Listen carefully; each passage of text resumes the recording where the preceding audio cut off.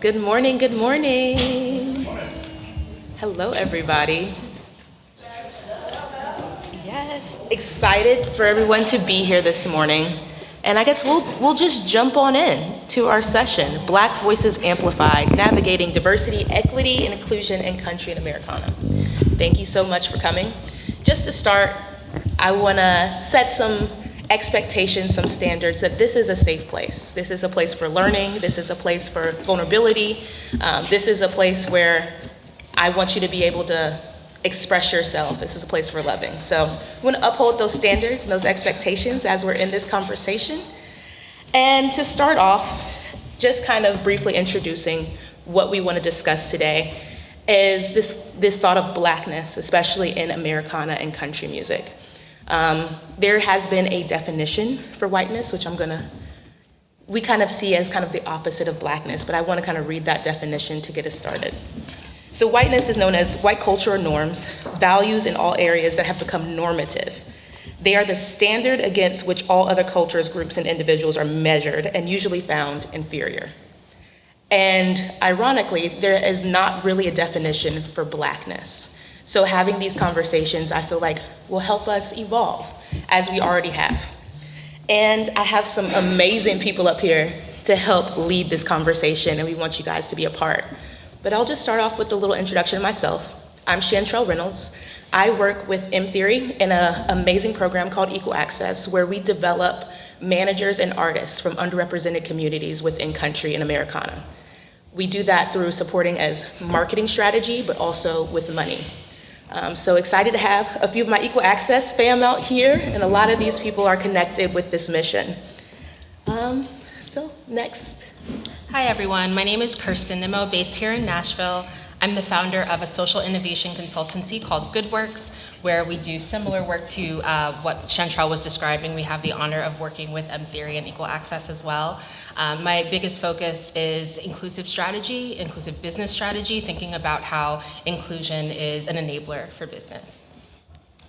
Awesome. Hey everyone, my name is Justin Tomlinson. I am the founder of J-Note Worldwide, an artist management and marketing company focusing on country music, gospel, and R&B.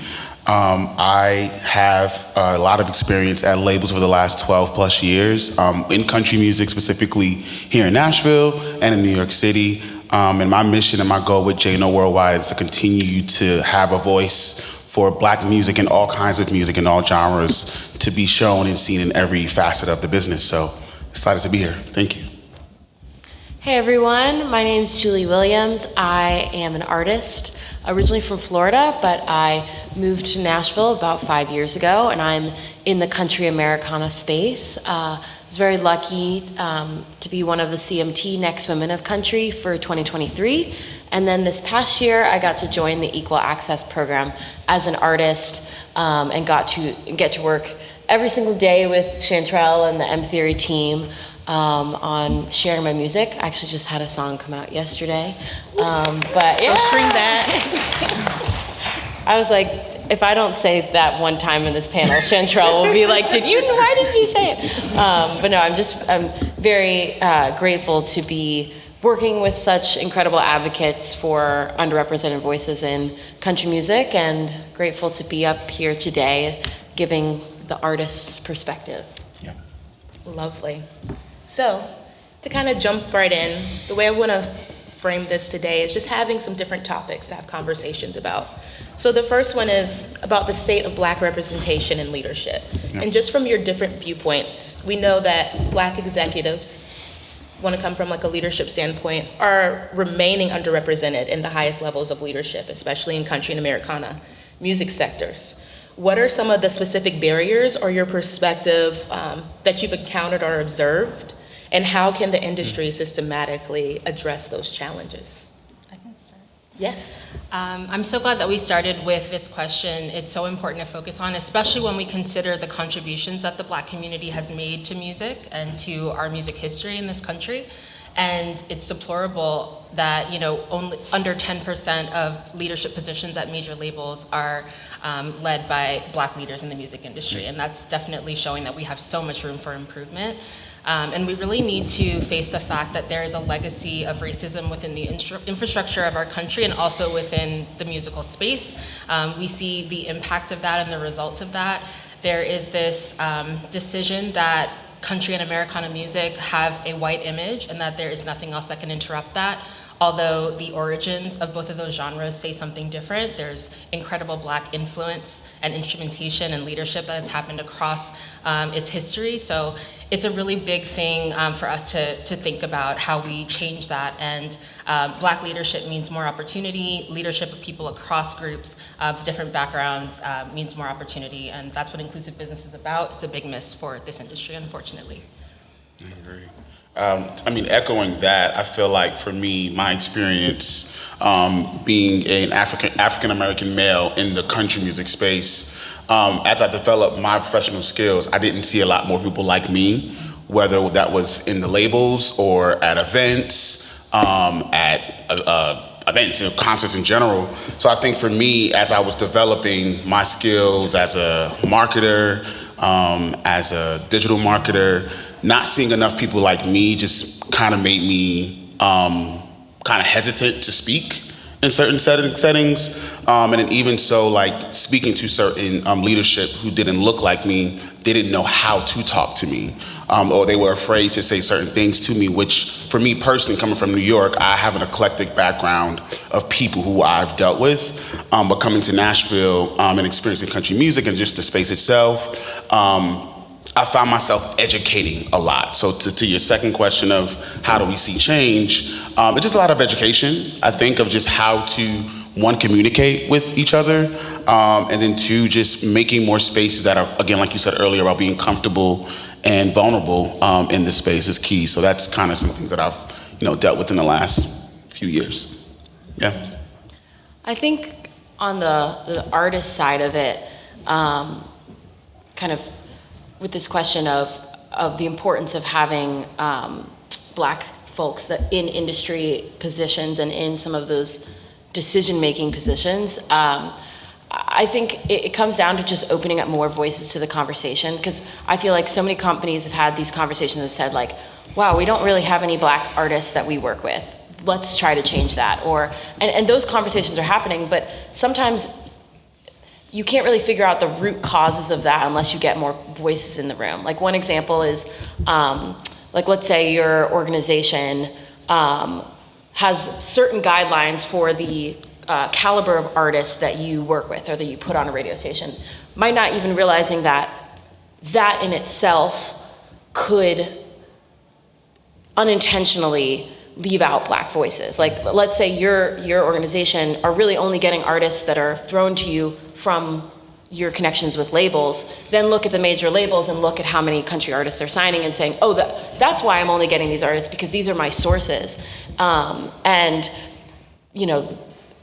maybe there are other kind of avenues that you can look to still find really high quality talent that just might not be in the ways that you have gotten it before. And some of that is even just having someone in the room to say like, oh, hey, actually, did you know that this one thing, let's try to think of another way to come about it. And like one example of that for me as an artist is the past year I got to play at Newport Folk Festival, which was like an incredible opportunity for me. And I got to play through this organization called the Black Opry. And part of that goal was to get us to a festival that I probably wouldn't be able to play that festival by myself at this point. I'm still a smaller up and coming artist. But having the opportunity to go to that festival, we got to play on the main stage, and there were thousands of people there. I got to make some really incredible connections with people that I've continued to be connected with and have played shows with and have written with, and it was all because somebody kind of allowed us into that room and maybe thought, why haven't we gotten some of these artists? Why aren't they at that level? Maybe there's some other things in play, and just kind of taking some risks. So I've been very grateful when people have allowed some other voices in the room to just to be an advocate for artists that you might not think of initially. And that's why this conversation is so important. And I don't know, the backgrounds of everyone in the audience, but for anyone who is on the business side of this, bringing this conversation to your meetings is really important. Opening up that space as a safe space to discuss this and for people to learn and, not just feel ignorant, but have an opportunity to understand the opportunities here and to set some real goals about how we want to change that, those measurable, specific goals that we can share publicly to be held accountable to, understanding that they are a benefit to our larger businesses and that they equalize a space that should also be celebrating the contributions of the Black community. So if anyone here is on the business side, you have that opportunity to bring that into those spaces and to rally around some metrics and goals that you can look forward to and all gather around. Yes, metrics and goals, my favorite. But also, it just feels like the common thread too is this education and awareness portion of just, I will candidly say, like, I was born and raised, well, I wasn't born in North Carolina, born in Georgia, raised in North Carolina, through and through Southern. Like, I try to hide the accent often, but I came from a place, I was not always interested in country. It didn't feel like a safe space. And it wasn't until I started learning about this history that was so buried in the roots of country music that I gained a real appreciation. And like the opportunity opened itself because I have an amazing CEO, Camille Carlson, that introduced me into that world. But it wasn't something that was on my radar. And so being able to be a part of something that mixes like this passion for representation, but also music, and a music that I'm rooted in. My family is from these places. I think Alice Randall, I heard her speak, and she said this thing of like country music is this mix of like evangelical Christianity and African sounds, those bent notes, that is what country music is, of course, 3 chords and the truth. But learning more about that has been something that has allowed me to feel safer, but also kind of thinking of our next step of like, how do we actively create that change? How do we help promote that diversity? Which is kind of going more into how do we promote diversity in decision making?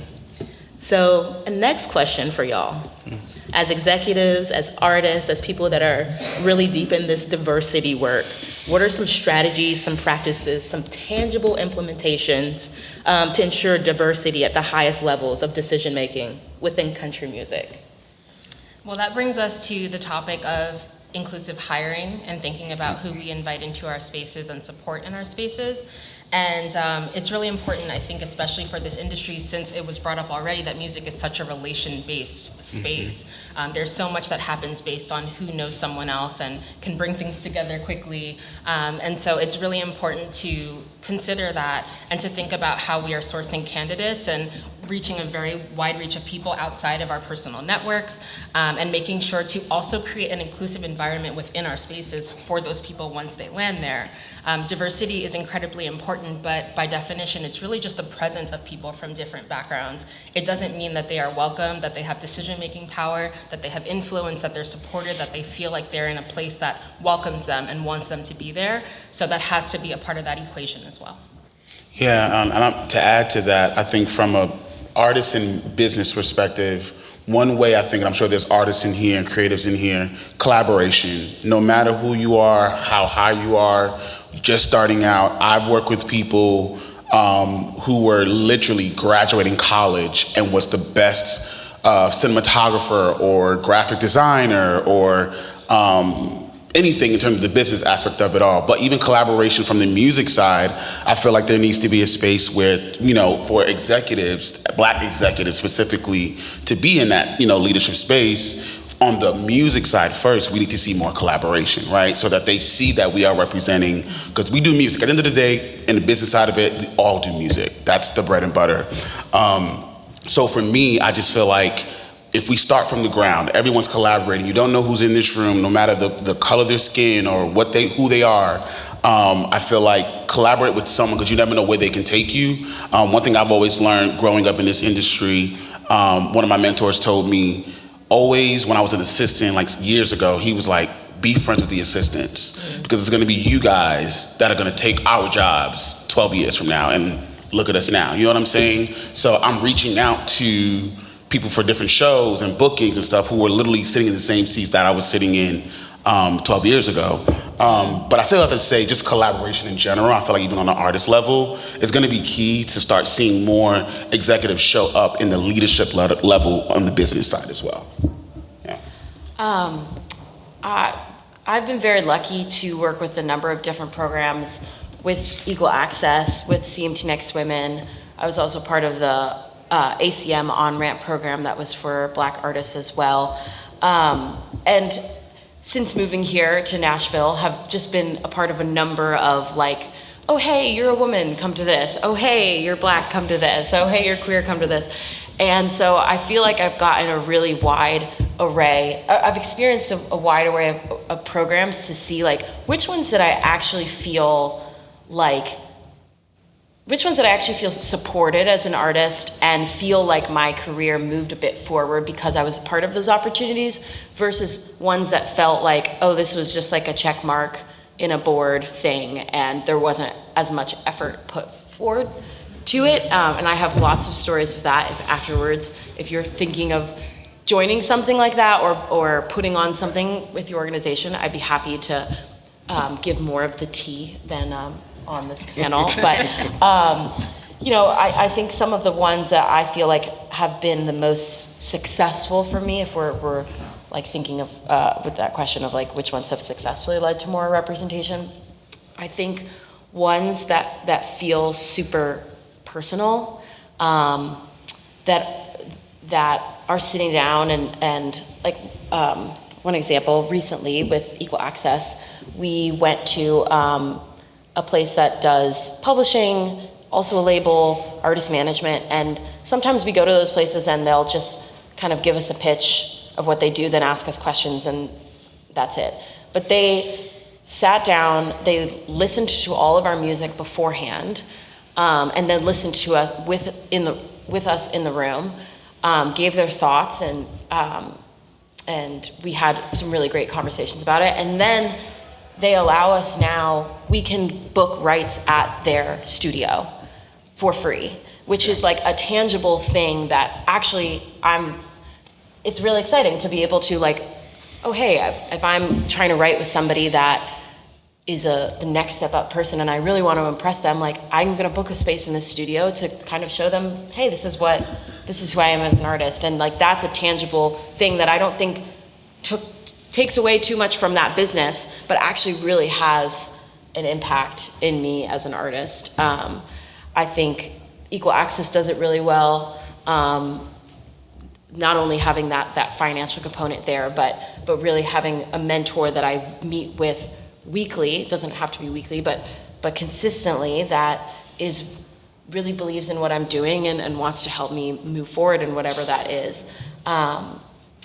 So I think that there's a lot of awesome organizations here that are doing really great work. If you are interested on the creative side of being a part of it, or on the business side of learning like how could we do something similar at our organization, and I think Chantrell would be a really great resource, and me too as the artist side. But I think just something that feels just really personal and that somebody cares for you as an artist and wants your success and whatever that looks like. I don't know if that helped at all with the question. That's beautiful. And I love this idea of like, I feel like the foundation of it is community, right? Mm-hmm. We all want to feel like we're a part of something and that thing be authentic and genuine. And I just want to shout out, I always do this, but like one of the people in my community, Justin, hired me for my first internship within the music industry. And just seeing how those relationships evolve and become something that's past just work. Because we all do this music thing because we hopefully love it, that we want to be a part of this community that hopefully building. But also within community, I feel like allyship is something that is an important part of it. Not only allyship, but sponsorship that takes this like support to a whole other level, putting, your actions into it. So kind of going into allyship and accountability, because I think those two come hand in hand. Tell me, kind of for you, what does effective allyship look and feel like within Country and Americana? I know we've mentioned some of these amazing programs, On-Ramp with ACM, Black Opry, I feel like does an amazing job of creating community, but it's also Black-led. But also to shout out like Key Change does this for women. Like all these, if you want to talk more about what opportunities may be out there, hit me afterwards. But when it comes to addressing Black underrepresentation specifically, there's a lot of different minorities that we really need to focus on within country music, but specifically Black underrepresentation. What does effective allyship look like? Well, we can start by grounding in a definition of that. I think that allyship is a word that is used a lot that maybe not everyone fully understands, but when I think about it, I'm thinking about a person using their individual privilege to center or shift the focus to someone else and their community, their need, their cause, and not for that person's individual benefit, really just trying to share what they have with someone else. And so I think that we've been talking about a lot of forms of that are all very, very important. And also important to remember that this is not because Black leadership, Black artists, Black labels are not of their own merit, right? This is because there are specific systemic barriers in place that try to exclude people from different communities. But allyship is, something that each of us can be doing if we're working in this industry and working in this space. Championing the voices of those from the Black community who are in the room, who may be spoken over or not recognized in the way that they should. Sharing access to things like the festival or to some of these spaces that are where opportunities come from, these relationships that need to be made in order to move forward in our careers, and really sharing anything that we can offer that people can take advantage of, because so many of these spaces are closed and are gatekept in certain ways. And so allyship is a way to break some of that down. Yeah, it's beautiful. That was great. Because my mind just goes straight to, honestly, as Easy said, just show up. Honestly, like what you guys are doing today is so beautiful to see everyone here. But everything you just mentioned, I feel like the main thing that I gather from this question is honestly just show up for us. Show up for yourselves first, but show up for us, show up for people of different backgrounds. Doesn't matter just Black and specifically POC. But I think that is something that we need to, again, back to that collaboration word, promoting on socials, giving artists an opportunity to perform on a platform that you've never seen this style of music, even though it may be not traditional country, maybe trap country, like just show it, I think that is key when it comes to allyship, because then it feels like, okay, you really care about us. And again, back to just education, like don't be afraid to ask a question, there's no harm in asking a question, it's just how you say it. In my context, like it's just how you present it, but ask a question and be educated in what, allyship looks like to somebody who's POC or any, descent. So yeah, that's what I think about.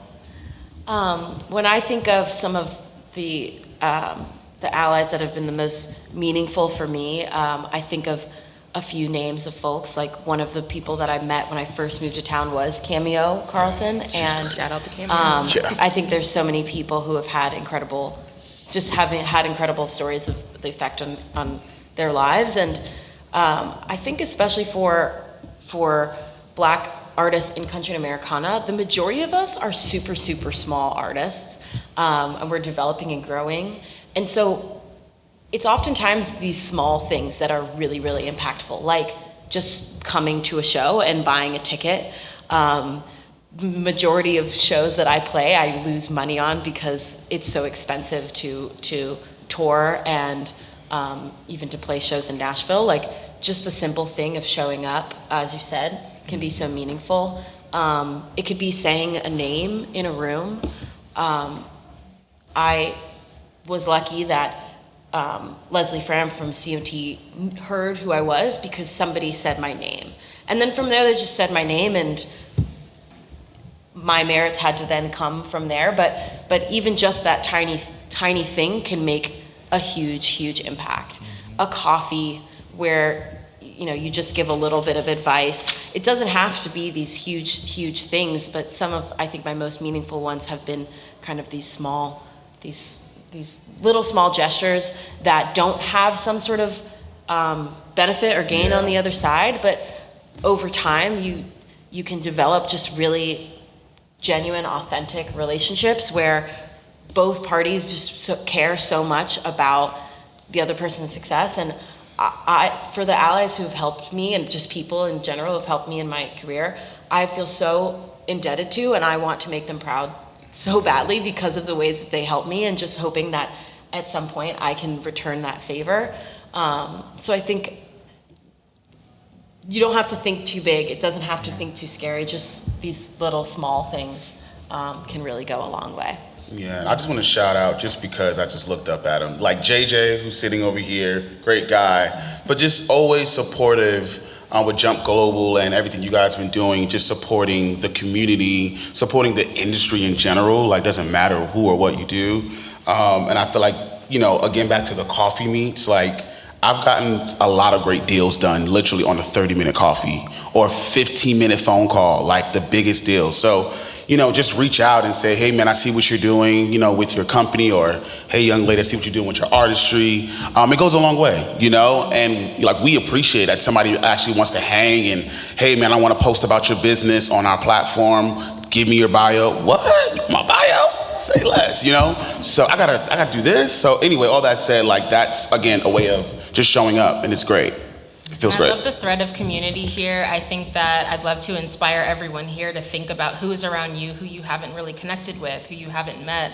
The chance is so high that you could be sitting in the same space, in the same room as someone else, and having a wildly different experience. So we all have the opportunity to make those connections right around us, to grow those communities right around us. And as we learn more and are educated and have our eyes open to the ways that identity impacts everyone's experience in the world, you'll see those opportunities pop up right in front of you.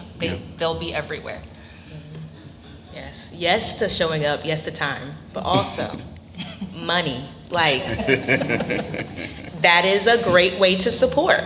Artists, it takes a lot of money to do what you do. It does. Like, it goes so fast. Yes. From videos to creative, like everything you see, they're paying for. The people that are supporting them, most likely paying for. Like the coffees that he's going out to, he has to pay for that. Unless you're, paid for him. But definitely, like, if you have the resources to do so, support these causes. And shameless plug, equalaccessmusic.com. We take donations.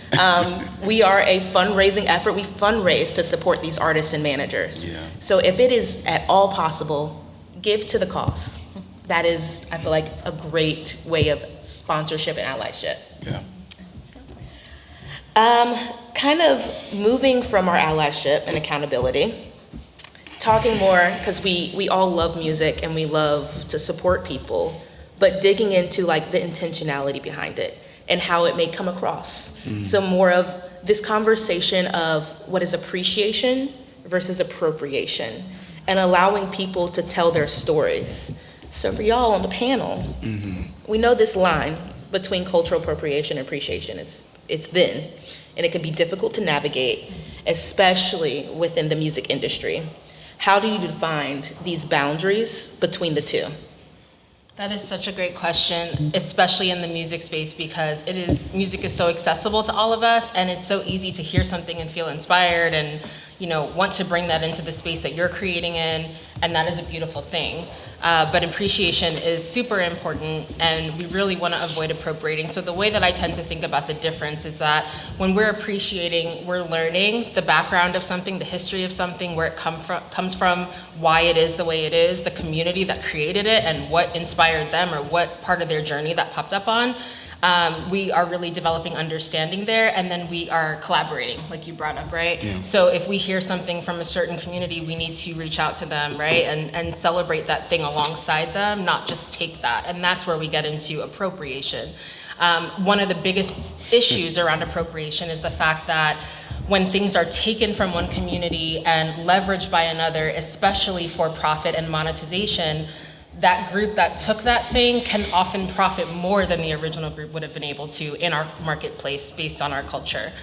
So I think that is the key thing that makes that difference. And there's an opportunity to make those, collaborations, those connections, those partnerships, to really celebrate, and also to think about that money part, because if you want to then collaborate and celebrate that thing, how can you also create more space for equity for that group to be able to make the same money that you can by using that thing? So, how can you shift our culture use your voice, use your influence, make sure that that specific project, those proceeds go back to that person and to that community. Equity being that opportunity for success being equal. That's what we need to think about as well in improving that space, in my opinion. Yeah, I love that. I think for me, when I think of appreciation and appropriation versus appropriation, being in this space in Nashville, it can easily get muddy, you know? And it's a genuine discussion with someone that you have. And honestly, a lot of times it's best for you to do your research when you're approaching somebody of POC or any descent, because again, you don't want to come off like you're better than and or you're just trying to capitalize on the opportunity that's presented in front of you. While yes, in country music right now, we're seeing an amazing rise in Black artists, you know, in the space. But there are a lot of executives, again, still who do not understand the background of this said Black artist, who really does love country music, but may not look like the traditional country artist. So, but that goes back to executives like myself as well. I may not look like the typical Sony Nashville VP, but essentially we know it's changing. Millennials are taking over the game no matter who you are, where you are. But I say all that to say, learn to appreciate like everyone in the space, and it's just really just how you say it. And with appropriation specifically, when I hear that definition or hear that word, for me, when I feel that that's happening, it's when someone's not being genuine and they're just trying to capitalize on what I have going on. If they see my artist is making buku, and that's just my language of making money, it's like, instead of it's how can I help, it's more so like, it's just the way it comes off. It doesn't feel helpful. It feels like you're just trying to gain something instead of giving me a deal on the table, which I'm currently going through, that it's some BS. But because, you know, it may not be streaming like certain artists, and you don't want to invest into a certain artist because of the way they look or the music or whatever. Again, it's just appreciate the music and then the artists and invest into us as a people, like you said about money, and not just give us deals that don't make any sense, because you wouldn't do that to another person or another party, to be transparent, you know? But all that said, like, I think it's just a matter of research and just context of how you speak to people. Not say you, but we all as a people speak to each other. Doesn't matter, you know, who you are, but that's my viewpoint on it. I've got kind of two differing thoughts. One first, kind of on the art side, is just, I always ask myself, like, is this mine to do? Like, is this my role? Like, one example, I'm mixed, I'm very light-skinned, and there's going to be I've had some opportunities where people are like, can you speak on all of Blackness in whatever? And I'm like, that's not my job to take. Or an acting role or a modeling gig where they want me to play a certain character that I'm like, that's not me, and I'm not going to. This should go to somebody else, right? And like, let me then do that connection. And that's the easiest thing you can do. Like, is this role mine to do? If not, let me open the door and make some connections and find the person that it is something that I ask myself constantly. And I think we all can have that for whatever it is for us. Like, if someone's like, hey, can you speak on women's issues? And maybe you're not a person who identifies as a woman, you're like, no, but let me connect you with the person who can. Like, right. That's one example, even if it comes from this intent of a good place of wanting to speak on that.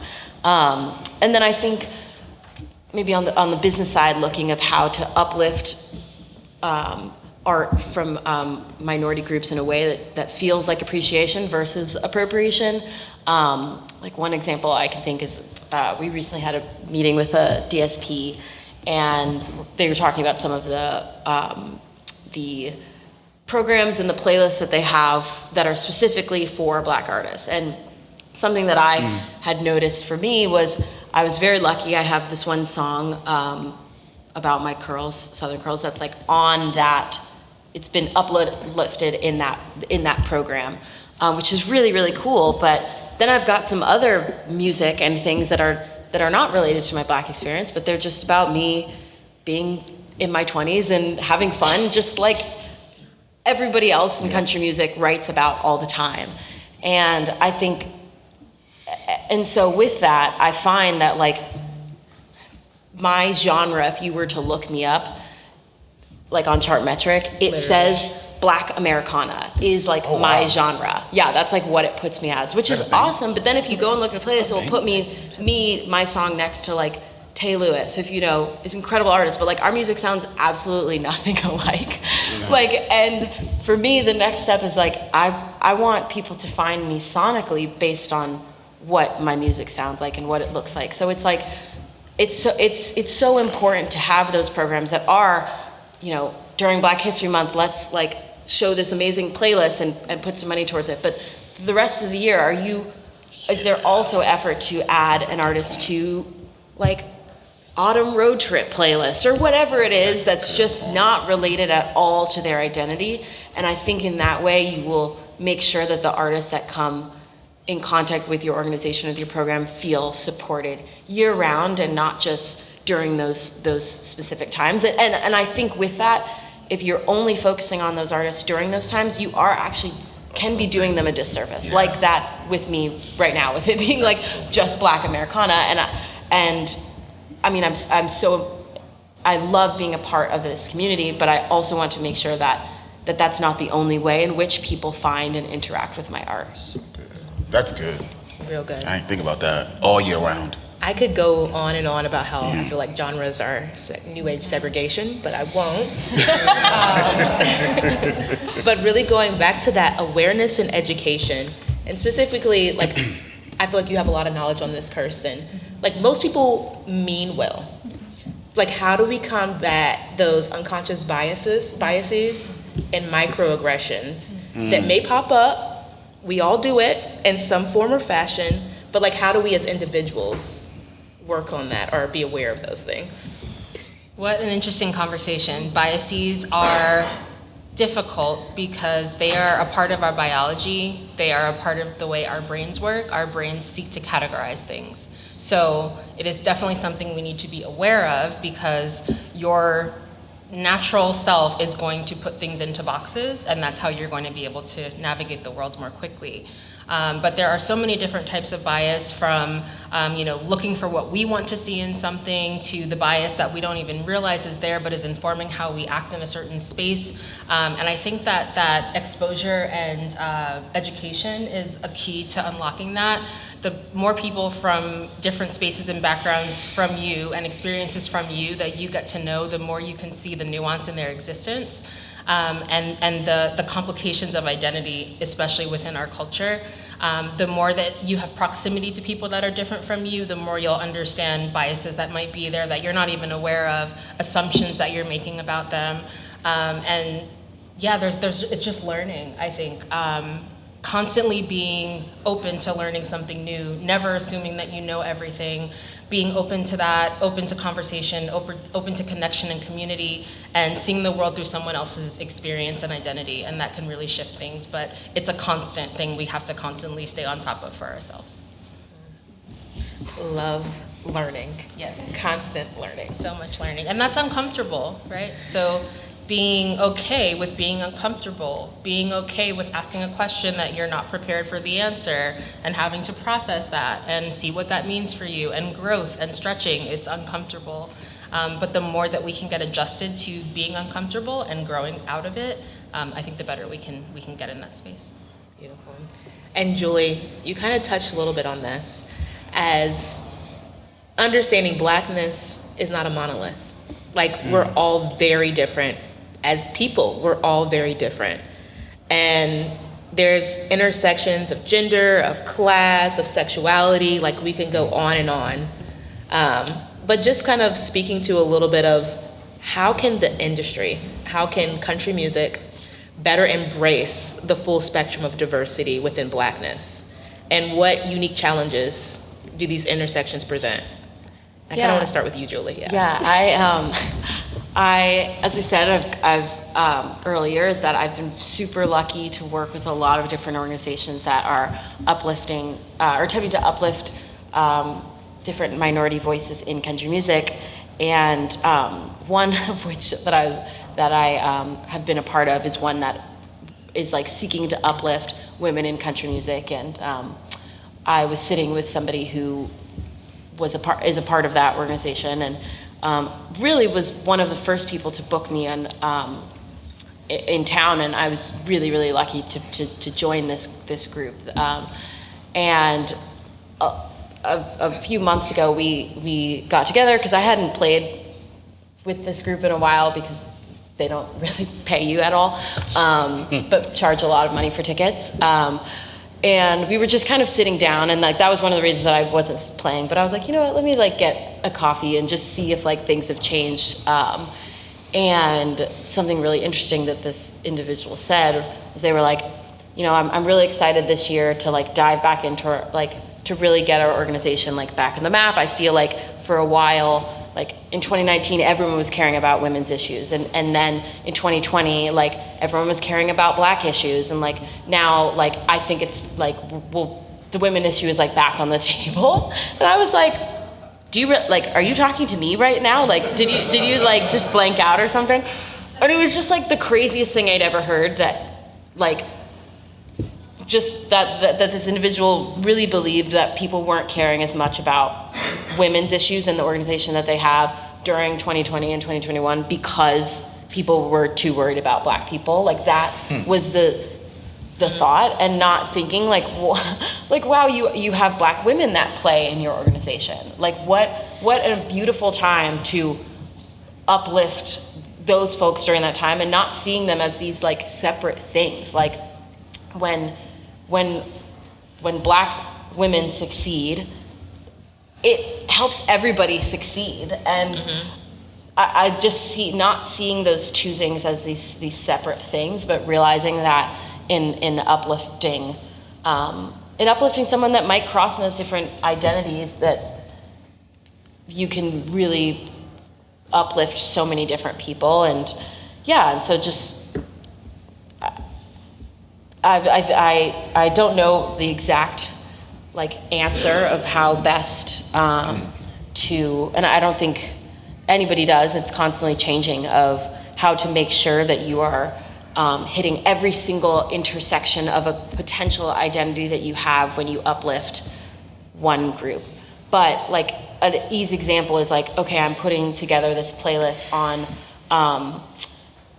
it's Latin Heritage Month, like we're putting together this playlist. Let's see, looking in this playlist, just like looking like, how many women do we have in it? How many men? Are there any queer artists on this list? Just even like thinking in those tiny ways can make sure that you are really opening it up to a wider variety of people. And yeah. Thank you. Anyone? Yes, please. Sure. I think that this question about intersectionality is very important because I think that we often impose some limits on how we think about our identities and the categories within them. And I just wanted to share a thought on like a more expansive view of intersectionality, because within each of us we have, you know, our race and ethnicity, but also our gender, our sexuality, our age, our socioeconomic status, our religion, our political stances, like so many layers of us that define who we are and how we experience our lives.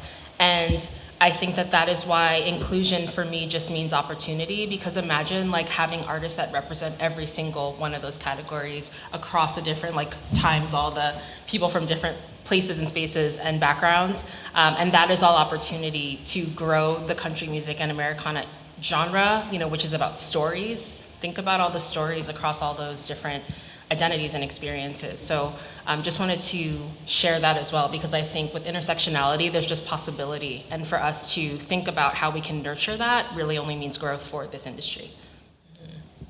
Yes. I also want to note, like, this growth, like, we've come so far as people. We have, yes. Like, there's been so much growth. There's a lot more to do, but there's been amazing, like, just being here today and being able to share this conversation in this space is a dream, an unrealized dream of my ancestors, of people from past generations. But also, kind of to end us on a little higher note, can you tell me any triumphs that you've had with doing this work, especially within music, country, and Americana? I can start. I think for me, the one triumph that comes to mind is having the opportunity to come back to Nashville after working in country music for about 3 years. I think it was like 2017 to 2020. But going to New York and coming back to Nashville and starting my business here and getting all the support from a wide array of people, different backgrounds, especially in the country community. Being that I had such a great hand in working with Kane Brown while at Sony Nashville, and now seeing them want to sign more Black artists, I think it was a great introduction at my time being there to letting them know that, Blackness is important. Country music is not only a certain, again, tradition or color, and to see, Randy and all them folks still reach out to me, it's like a great feeling because they're like, still trust my opinions and trust what I think. But the greatest triumph was definitely being someone in New York who honestly, guys, didn't listen to country music, of being transparent, and got here and learned the importance of how we really embedded and had so much history within country music, and having a voice as a young millennial in the space who was growing in it. And Kane Brown and I talked for days about just the difference of, our communication to other people in the building. I think, again, that was one of my greatest stories to talk about because it just took me further, to see that there's so much opportunity for not only Black music, but Black executives and Black creators, and just, the collaboration word that I've been using all day. But again, I applaud all the people who have gave me the opportunity. I mean, folks from Sony Nashville, Universal, different organizations, thank you, M Theory, but just collaborating with all these folks in the space in Nashville has been the greatest triumph for me because it let me see okay, there's other things outside of my norm of the urban community back in New York City. So grateful for all the opportunities that come my way.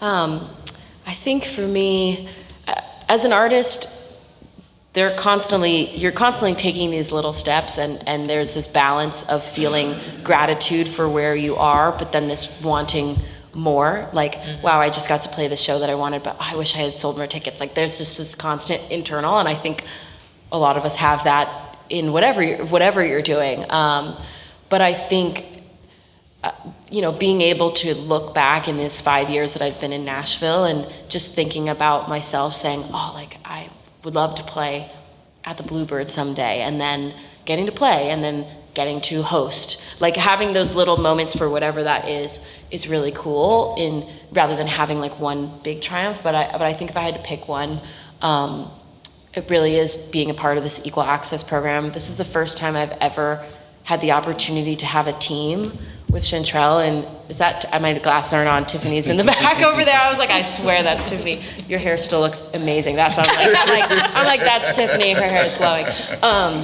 But it is the first opportunity that I have really ever had to work with a team, and I think especially in this industry, that goes so far in having somebody else that can send an email on your behalf, what that means for you as an artist, is really exciting. And I think I've felt more hope and more just excitement to work in this space when you have other people that are on your team with you. So that's a triumph because it's not easy to get somebody to agree to be on your business with you. It's a risk every time somebody takes a chance on you. And so to have Equal Access and M Theory and the folks that are working with me take that chance, it makes me feel like I'm worth taking chances for. So I think that's probably one of my biggest triumphs recently. Beautiful. Those are all big. I would say that this question, when I knew we were going to discuss this, felt like a really big one. And I started thinking through all the big milestones, but honestly, I feel like the day-to-day of being able to activate and focus on this space is a triumph. especially given the history of the Black community in this country and what things look like for people generations before me, from one to several generations before me. So it's an honor to be able to use my expertise in this space. And I started my career at creative agencies in New York and sat on the other side of this, seeing things play out and feeling like viewpoints were missing, communities were missing, that the stories being told were from a singular perspective and there was just so much that wasn't there. And fighting for that, and then having the opportunity to launch my consultancy and really decide where to plant myself to have these conversations and help develop strategies that, it's my hope, create a ripple effect that continue this type of change to happen. So I would say that just being able to use my life energy towards this is a triumph every day. Having this conversation right now in this space, and then later today I'll be like helping a social media platform launch a program supporting influencers from historically excluded backgrounds to make sure that they're able to make just as much money as white creators in these spaces. And like hopping around to wherever people are ready to do the work is an honor. So it's a triumph to be here. Thank you so much for hosting this conversation, Chantal, so we could all take some time to explore this space together. Thank you. A word, life energy, yes. I would say very similar to that, like just being able to be in this space, build this community, work with these people, like I feel like that is the dream. And I want to take these last few minutes to just open up if anyone has any questions they would like to ask. We have a little bit of time. All right, in the back, right here, we're bringing you a mic. I need to switch it on, though. Oh, I think we're on. Hi. Hello. hey. I came a little late. Sorry, I'm working the festival as well, but I had to stop by. My question for you, there was a comment, because it's something I'm researching about genres and segregation and everything. And I know we're talking about Blackness as well, but do you see yourself also bringing in other POC who probably, we have a stronger representation, right? But there's also those to the other side that need a little support or help. What are your thoughts on that, kind of bringing them a little bit more into the Black space? Because some of them already are kind of coming into that a little bit. But then, I guess supporting ourselves, but also supporting them. Yeah. I feel like all tides, like rising tides lift together. Like, Yeah. I think, was it Julie, you said like, if you help Black women, you're helping everybody. Like, I very much feel like this is a group effort. There's so many underrepresented communities. I feel like I am a little biased because I am a Black woman, and just understanding the generational things that have happened in this country in particular, of like, when we start there, everyone else is helped. So definitely like, Black people going into other spaces, Yeah. other people of color coming into Black spaces, white people coming into Black spaces, like, it's just every one of us working together. And I feel like almost kind of taking down those barriers so that there's more equality. Yeah, I agree. As soon as I heard that question, I thought of the same quote, rising tides lift all ships, and that the work That's it. that's done for our community impacts other communities as well. I think, like, for example, when we think about shifts in our culture, like the beginning of affirmative action, it's been proven that affirmative action has actually benefited white women more than many other groups, because everyone is a part of the impact of those types of efforts. So definitely believe in elevating every other group that needs that. And I think there are opportunities for more collaboration between the Black community and other groups as well. One of the worst parts and worst dangers, in my opinion, of racism is that it creates and tries to force us to live in a space of scarcity, that there's not enough, and that if this person takes it, then this person can't have it.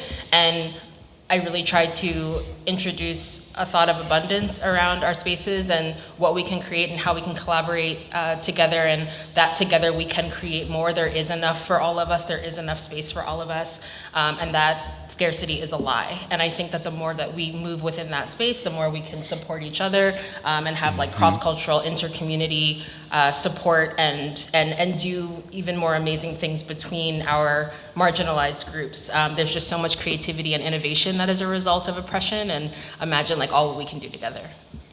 Yeah, and I'll just add, like, it starts with us as a people in a group to support ourselves. I think one thing we talked about Beyonce and her not getting nominated for CMAs and for a long time. Don't sip your water. But we have to show up for ourselves first. No matter what, we want to see other people show up for us and we them, but we got to show up for ourselves first as a majority, you know? And I will say from a more tactical perspective, what I've been doing for the last couple of years is traveling a lot and learning different cultures. So from Asia to Latin America to just anywhere in general. I love the UK.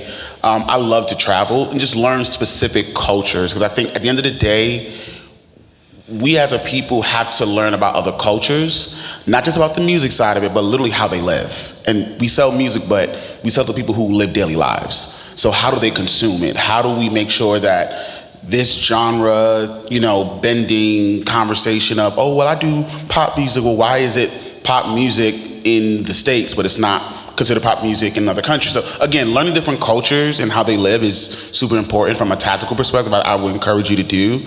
From supporting other POCs.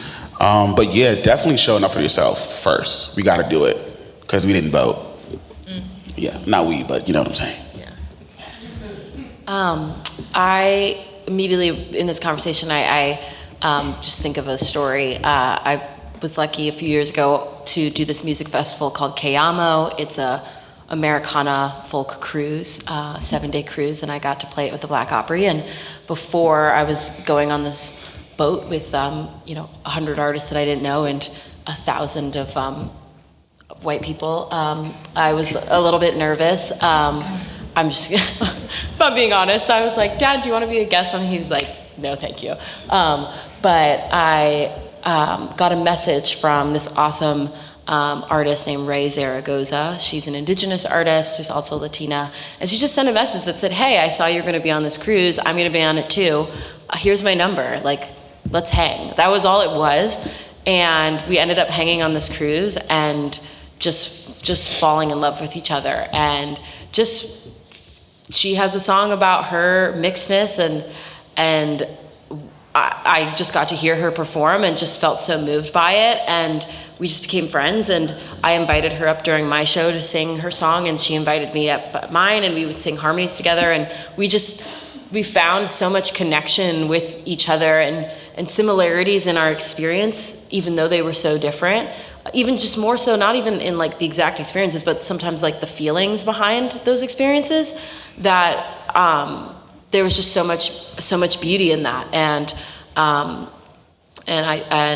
so that, I think that was one example of, I want to do that too. It just was this little simple text. It's like, hey, I saw you're on this festival lineup with me, or hey, I saw you're going to this conference too. Here's my number. Like, let's connect if we've got time. Could be a really great way to find connection with people across identity groups that actually you might find that you have a lot more in common than you think. Beautiful. I think we are out of time now, but thank you, Julie, Justin, Kirsten, for sharing your perspectives. I also want to thank M Theory Equal Access, Tiffany, for supporting me and kind of starting this conversation, and thank all of you for being here today. Thank you, guys. Hope to meet some of you guys after. Thank you. Thank you.